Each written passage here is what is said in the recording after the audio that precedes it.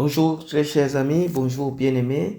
Alors je crois que votre nuit a été paisible et reposante, n'est-ce pas, grâce aux soins adéquats de notre Seigneur Jésus-Christ. Alors nous sommes encore heureux de nous retrouver ce matin, n'est-ce pas, pour méditer un verset de la parole de Dieu. Et donc ce matin, nous allons méditer, n'est-ce pas, le verset suivant, le verset 6, après avoir parcouru le verset 5 hier. Ce matin, nous allons aborder le verset 6, qui est une question, voilà, qui va justement nous intéresser au cours de cette méditation matinale. Commençons par un mot de prière. Éternel notre Dieu, notre Père, nous te bénissons, nous te rendons grâce et gloire. C'est de toi que nous avons la vie, le mouvement et l'être. Tu es le bon berger qui prend soin de ses enfants, de sa créature. Nous te sommes infiniment reconnaissants. Nous te confions ce nouveau jour et nous te confions cette parole.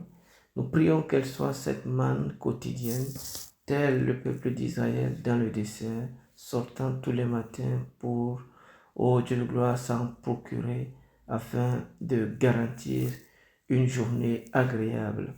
Bénis cette parole et qu'elle nous fasse du bien au nom de Jésus-Christ. Amen. Alors le verset 6 d'Actes chapitre 1 dit: alors les apôtres réunis lui demandèrent: Seigneur, est-ce en ce temps que tu rétabliras le royaume d'Israël? Seigneur, est-ce en ce temps que tu rétabliras le royaume d'Israël? Je commence, n'est-ce pas, d'emblée à nous interpeller, ou du moins à orienter notre pensée, notre réflexion, n'est-ce pas, sur ce consortium-là.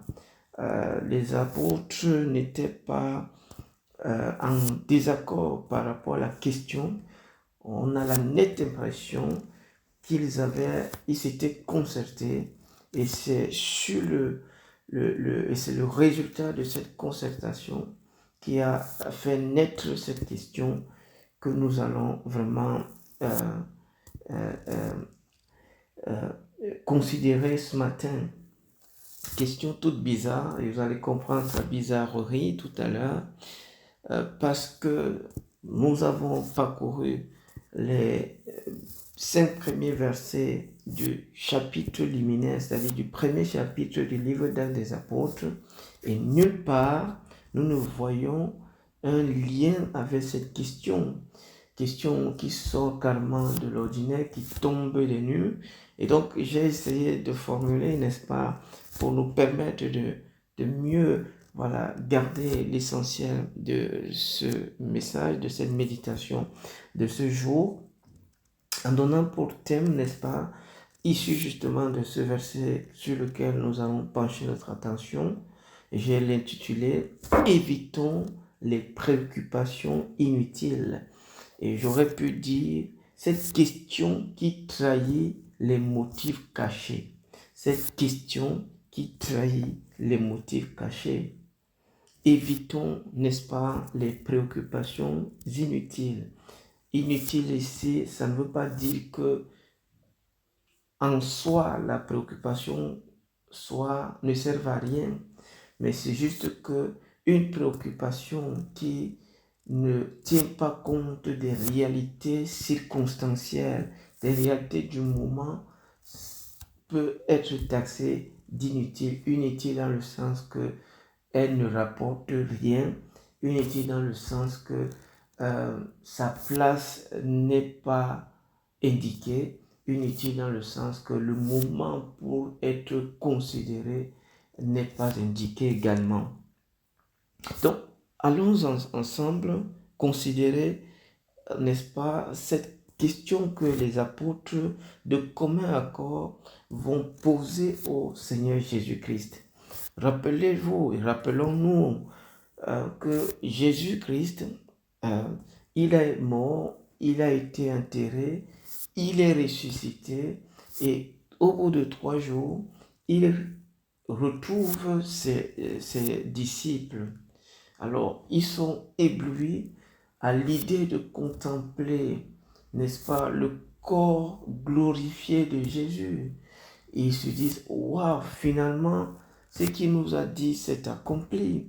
Et du coup, nous pensons, alors je me mets un petit peu dans la peau de ces juifs, de ces apôtres, qui, n'est-ce pas, alors qu'ils sont en train de contempler Jésus, vont voir, n'est-ce pas, une gloire extraordinaire, une puissance aussi incroyable qui le caractérise. Et donc,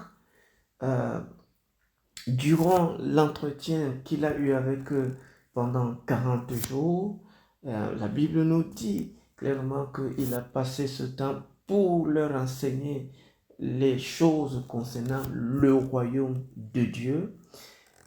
On est quand même surpris que quand il posait la question, juste quelques versets plus bas, il rapporte cette question au royaume d'Israël, au peuple d'Israël. On est donc en droit de nous poser cette question. Qu'est-ce qui fait générer cette question de la part des apôtres? Pourquoi lui poser cette question? Qu'est-ce qu'il voulait? Quelle information recherchait-il? Et pour quel but? Rappelons-nous encore que dans les versets précédents, Jésus leur a dit de ne pas s'éloigner de Jérusalem. Il leur a dit d'attendre à Jérusalem afin que la promesse qui a été faite puisse s'accomplir. Et plus tard, dans le verset 4, il va leur dire en quoi consiste cette promesse. Au verset 5, il va donc nommer la promesse en disant « Le Saint-Esprit viendra sur vous. Vous serez baptisés du Saint-Esprit. » Voilà la promesse. Et donc, comment est-ce que ces informations-là pouvaient générer une telle question, pouvaient susciter une telle préoccupation de la part des disciples, de la part des apôtres? Il demande au Seigneur si c'est le moment de rétablir le royaume d'Israël. Est-ce qu'ils avaient mal compris, ou du moins ils avaient pris pour royaume de Dieu dont a parlé Jésus, en lieu et place de royaume d'Israël? Si on répond par l'affirmative en disant oui, eh bien, une telle question ne sortirait pas. Pourquoi? Parce que lorsque chaque fois que les disciples étaient confrontés à une incompréhension, ils posaient explicitement la question à Jésus. Ils demandaient expressement, de manière claire et précise, ce qu'ils n'avaient pas compris et réclamaient de la clarté, de l'élucidation au Seigneur. Mais qu'est-ce qui a donc généré cette question? Jésus leur a parlé du baptême. Avait-il compris en ce revêtement l'inauguration, n'est-ce pas, d'une ère où le peuple d'Israël va retrouver sa domination sur le monde, sa prééminence sur toutes les autres nations de la terre? Et c'est à ce niveau donc qu'on commence à mesurer, n'est-ce pas, les motifs derrière une telle préoccupation. Et comme je l'ai dit, cette question sort carrément du contexte. Elle sort carrément du contexte. Pas étonnant que Jésus, à l'écoute de ces questions, ne répond pas. Et on va le considérer, on le verra demain, parce que le verset qui suit va justement nous montrer la position et l'attitude et la réaction de Jésus par rapport à cette question, comme pour dire que effectivement, il a compris les motifs de ses disciples et il a rapidement corrigé le tir. Mais comment donc comprendre cette question? Rappelons que ces apôtres, pour la majorité, pour ne pas dire l'entièreté du groupe, est formé des gens issus du judaïsme, issus du peuple juif. Alors, il faut dire qu'à cette époque-là, Israël, tout comme les autres peuples, sont sous la domination de l'Empire romain. Ils ont vu la cruauté qui leur a été infligée, ils ont vu l'esclavage auquel ils ont été soumis, et ils avaient ce vif désir, ce brûlant et ardent désir, un jour, de voir le sauveur de leur peuple, dont ils espéraient la venue tant, arriver et les libérer donc du joug romain. Et tout au long de leur parcours, l'idée que Israël en tant que peuple, en tant que nation, retrouverait sous l'ère messianique sa domination et sa puissance, sa grande puissance, ne leur avait jamais quitté l'esprit. Et donc, voyant Jésus sortir triomphalement de la tombe, ressuscité, glorifié, ils se sont dit, dans son incarnation, quand il était encore vivant, quand il était encore parmi nous avant la mort, il nous a montré un chemin. Maintenant qu'il est ressuscité, peut-être qu'il s'agit là de l'occasion ou du moins de l'accès à Israël retrouvant sa gloire, retrouvant son orgueil national. Et c'est là où nous devons faire très attention, parce que ce qui se passe là, et comme j'ai dit, cette question cache derrière des motivations et des préoccupations, n'est-ce pas, un peu particulières. Ils sont venus à Jésus, ils ont suivi Jésus, mais ils n'ont jamais abandonné la fierté en tant que peuple juif. Et pour eux, tout ce qui avait trait au christianisme, au royaume de Dieu que Jésus a enseigné, n'était qu'un moyen vers la restauration, de la gloire d'Israël, de la puissance, n'est-ce pas, dominatrice d'Israël, et 3, de l'imposition d'Israël en tant que nation sur le reste du monde. C'est ainsi qu'ils comprenaient, qu'ils concevaient, n'est-ce pas, leur approche de Jésus.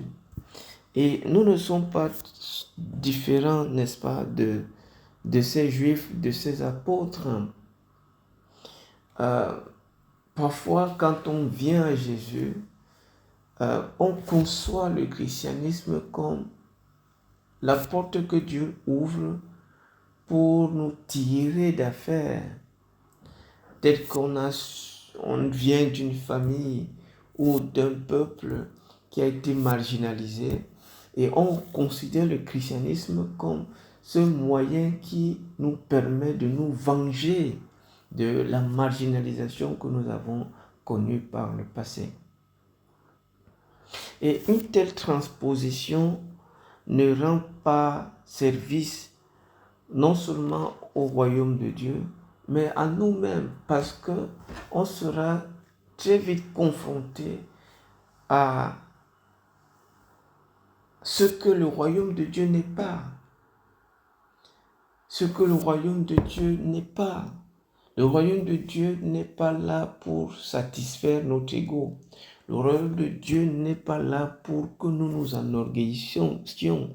Le royaume de Dieu n'est pas donné pour que les uns et les autres puissent trouver une occasion de se venger, une occasion de, de, de, de rendre la pièce de monnaie à qui il leur a fait du mal. Non, le royaume de Dieu n'est même pas là pour que on puisse brandir une certaine identité ethnique comme étant la meilleure, la plus grande, la supérieure. Non, le royaume de Dieu, c'est une autre culture, c'est un autre objectif, c'est un autre but, c'est une autre manière de vivre, c'est la poursuite d'un autre objectif de vie.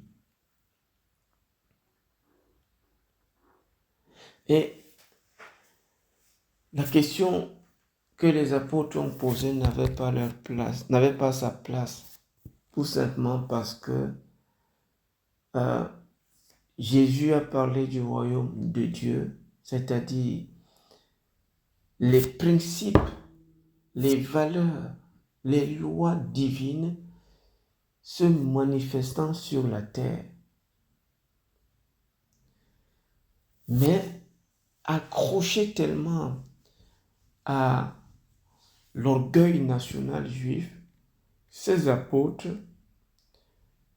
ne voyaient le christianisme que sous le prisme, sous l'angle de la restauration d'Israël. Et bien-aimés, comprenons ce qu'est le royaume de Dieu. Nous allons certainement en parler. On va peut-être revenir juste pour parler de ce qu'est le royaume de Dieu et de comment il est totalement différent de l'objectif qu'on s'est fixé depuis notre village, depuis notre contrée, depuis notre localité. Le royaume de Dieu, c'est la plateforme où la volonté de Dieu est accomplie et non où l'homme se revendique un certain nombre de prérogatives, un certain nombre de droits, une certaine identité qui serait supérieure. Et nous savons ce que ces revendications identitaires ont produit comme dégâts dans le monde.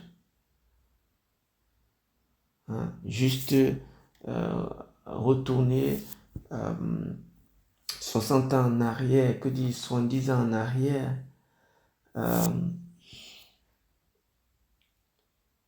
avec la Deuxième Guerre mondiale, ou du moins 80 ans en arrière. Bien-aimé, l'identité chrétienne est la plus haute, la plus grande de toutes les identités. Et on l'a dit, quand Jésus a parlé de Jean, il a dit, de tous ceux qui sont nés des femmes, il n'y a pas plus grand que Jean-Baptiste. Mais toute personne qui est née dans le royaume de Dieu est plus grand que Jean-Baptiste. C'est-à-dire lui qui est plus grand de tous ceux qui sont issus d'une femme. En d'autres termes, on n'a pas besoin de réclamer, de revendiquer une identité terrestre. Elle sera toujours inférieure à une identité céleste. Tu aimes ta nation, gloire à Dieu. Tu aimes ton village, gloire à Dieu. Tu aimes ta région, gloire à Dieu. Mais ne viens pas imposer ou forcer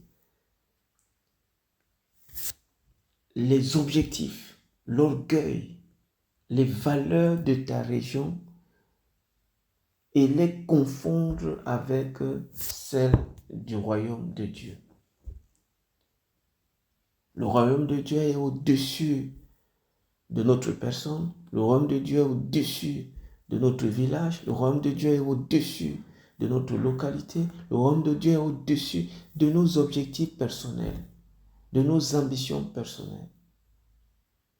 Le royaume de Dieu nous confère une identité la plus haute, la plus excellente, la parfaite, la meilleure. Et le royaume de Dieu a son agenda. Apprenons à le comprendre, à le connaître.